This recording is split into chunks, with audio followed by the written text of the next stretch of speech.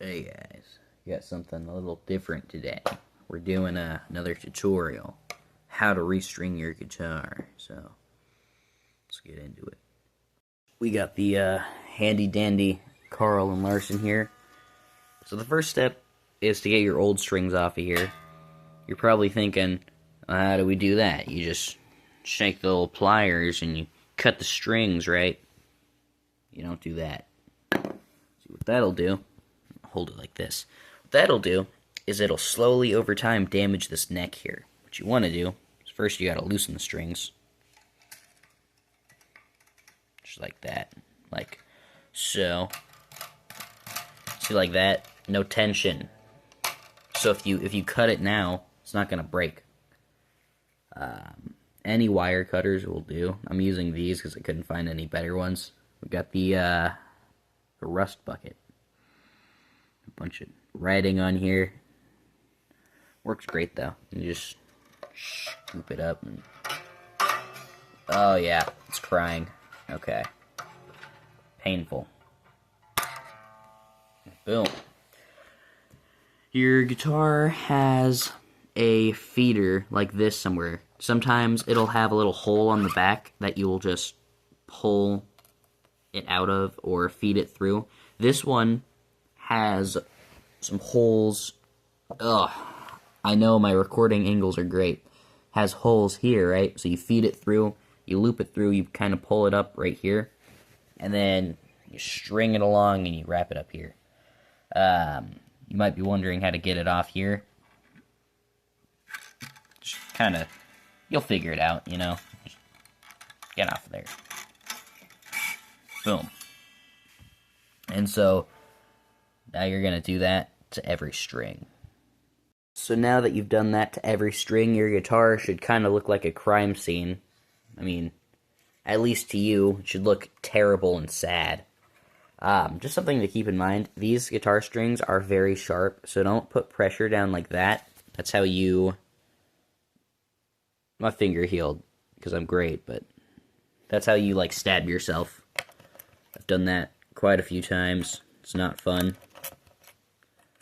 I just want to extract all of these thingies. It's easier to just kind of push it out. Can I, like, zoom out somehow? Now you got all these to deal with.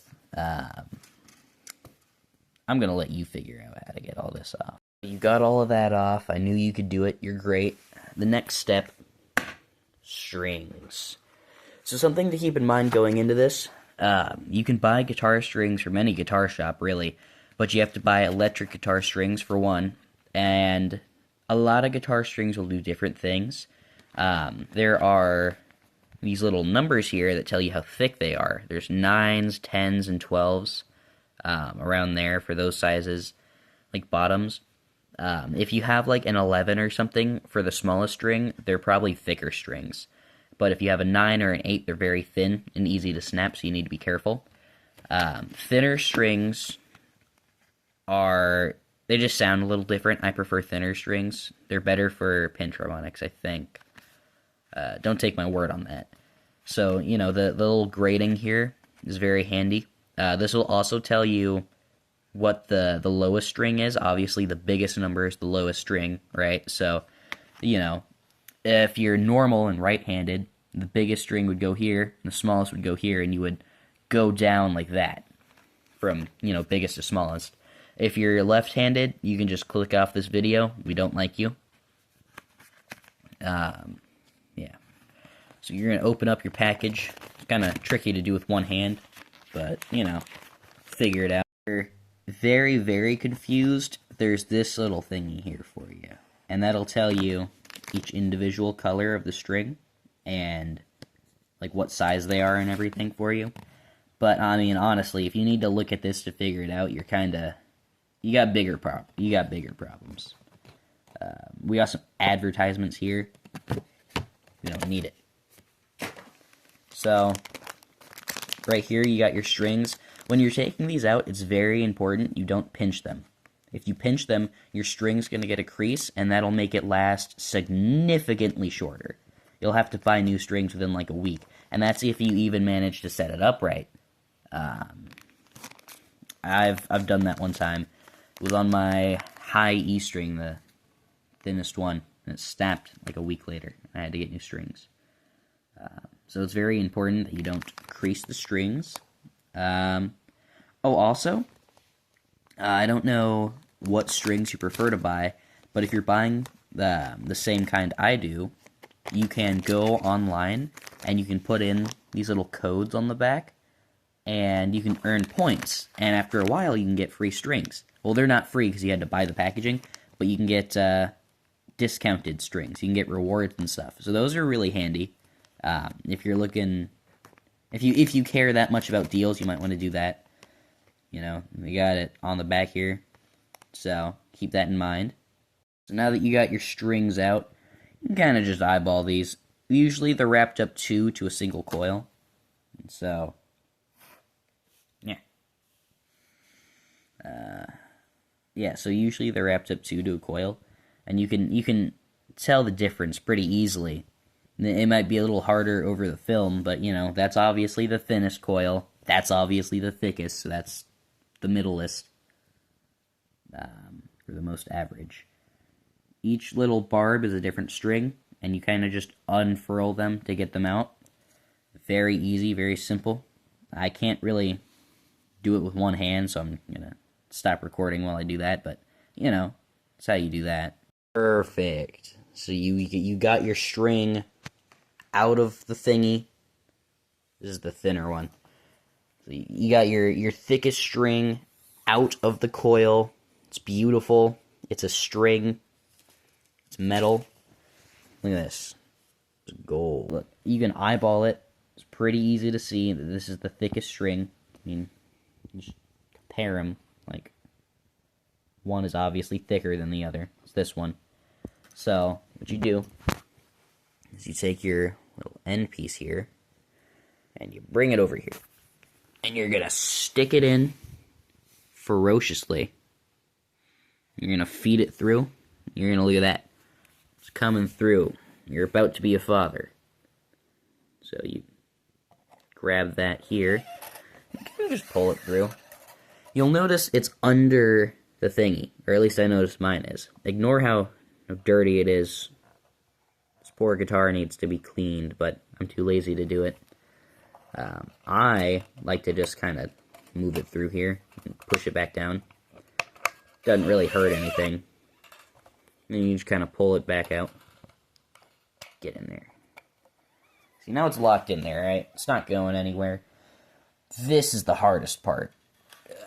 Let's see if I can do this with one hand. I can't. But how I'm gonna have to set this up somewhere, because this part's pretty important. Nah, I don't gotta do that.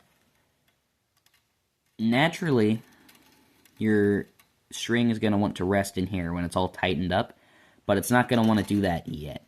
It's gonna bounce out and like that. That's fine. It'll tighten up real hard, and it'll go into there when it's actually in here. What you want to do is you want to wrap this around. I can do it with one hand because I'm awesome, but you probably can't. Wrap it around here, maybe 1 or 2 or 3 times, and then you're gonna feed it through there, and you're gonna want to keep it in here while you tighten it. Eventually, you won't have to hold it while it's tightening, and it'll just kind of stay in there. But for now, that's what you got to do. And so eventually, while you keep wrapping it around and you stick it through, you're only going to wrap it around like 3 times, and you're going to lay it over the top. I prefer to hold mine like that so it doesn't shoot up, because it loves to do that. You kind of want to hold it with your fingers, and again, make sure it doesn't stab you. And while you're holding it here, I'm not going to be able to do both at the same time because it's one camera. But while you're holding it here, you're also going to, turn it there, and you're going to tighten it. Something you also want to look out for is you notice how it's on this side, right? It's not over here. Every string has to be like that. Because, it lines up that way. But also, because you're going to tighten it the same. Unless, of course, it's a 3x3, so that means other side would be there. This is a 6 in line, so it's all the same. If it were a 3x3. That's what I call them. I don't know if that's the real lingo. Then it would be the reverse way you tighten it on the other side. Yeah. Don't really worry about tuning these correctly right now. You just want to get them on.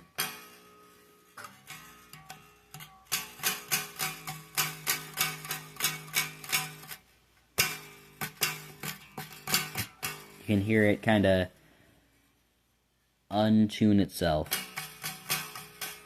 Now, your strings are going to naturally do it, by the way. Like, for the first 2 days that you have new strings, they're just going to untune themselves all the time. It's because these strings are young and strong, but you can break their spirit soon enough. They'll stay in whatever tuning you put them into. So, don't get frustrated with that. If you hear them untuning themselves, that's normal. They do that. If you're probably gonna have to retune them like by every song or halfway through every song, saying that you're practicing the songs. But I think after about like the 10th one, it'll take a lot longer to untune. So that's something to look out for. So now you're going to take the other string and you're going to repeat this process with all of them until you get to these three. My guitar is a little different. Yours probably has something like that. When you bought it, there was probably a little clip here that the strings were kind of stuck under. Probably have something like that. So, yeah. So just take your strings and repeat the process through all of them, except for you. You're evil. Y'all are gonna see why the high E string is so evil. And why it's always laughing at you, taunting you in the face. It's evil. I just struggle a lot with it. Anyway, so yeah, repeat the process. I believe in you. You can do it. Little personal preference here. Before I wrap it around and I not tune it, but you know, get it kind of stuck on there, I like to feed all of my strings through here in order. You know, it's just a personal preference, but it's something I like to do. When you're tightening it up to where you can tune it, always make sure it's resting on here and not down in the bottom like this. Because the tension, naturally, it'll want to kind of go down, you know, because that's what it does. Don't let it do that. That's bad. Alright. So, your next step is to just tighten it all the way through. This is not going to go around like that. It's going to go to those three. These are just, like, open. Your guitar is probably different. You know, all guitars are beautiful. I believe that. They all come in great different shapes and sizes. I'm getting a new one in October. A lot of hand shots today.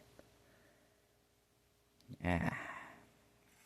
A lot of hand shots. Not anything else. But yeah, I'm getting a new guitar in October, so that'll be tubular. But yeah, so just tighten it up through all these. This.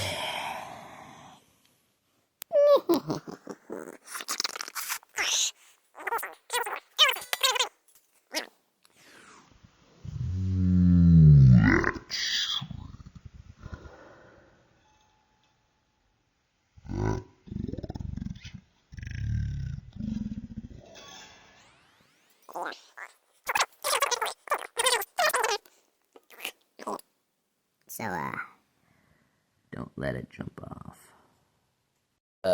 And yeah, that's how you do it. In this video, I'm not going to show you how to, like, tune your stuff. You also might want to clip your edges off here. I didn't do these ones, but you might want to clip those a little bit, just for looks. Just if you're a professional who takes care of your work and you're not lazy and you're not a bum, you might want to get these. Yeah, I'm not going to show you how to tune it here. If you don't know how to tune it, just download a tuning app or something. Yeah. And, some people might not understand, like, why you tune, or why you replace your strings every 3 weeks, or every 3 to 4 weeks. Basically, it's not because your strings break, it's because they lose the sound. Your fingers are dirty, even if you can't see it. Like, old dirt patches here from calluses and everything. And it gets picked up by here, because there are tiny little ridges. And they pick up the dirt. And so over the time, you lose your sound. Your strings die. They die for other reasons too, like getting constantly retuned. They just lose their strength and their sound. And so you don't replace your strings because they break. Very rarely they break. They only break really if you, like, damage your, if you, like, bend it. It's kind of hard to pick up dirt on here, but, like, look at that. On your entire guitar. Also, over the time, if you play kind of hard, your strings get little bends in them. Little microscopic, not microscopic, they're pretty big. They get bends, that's the point. And that's a big no-no. You don't like those. I don't know why, but I don't like them. So that means you're not allowed to like them either. And so, yeah. So again, it's for sound quality, not because they're breaking. If they're breaking, you might want to change up your playing style a little bit. You might be damaging these. And yep, that's the full tutorial. I hope you guys liked my hand. I got a little boo-boo. A little boo-boo. Alright, see ya.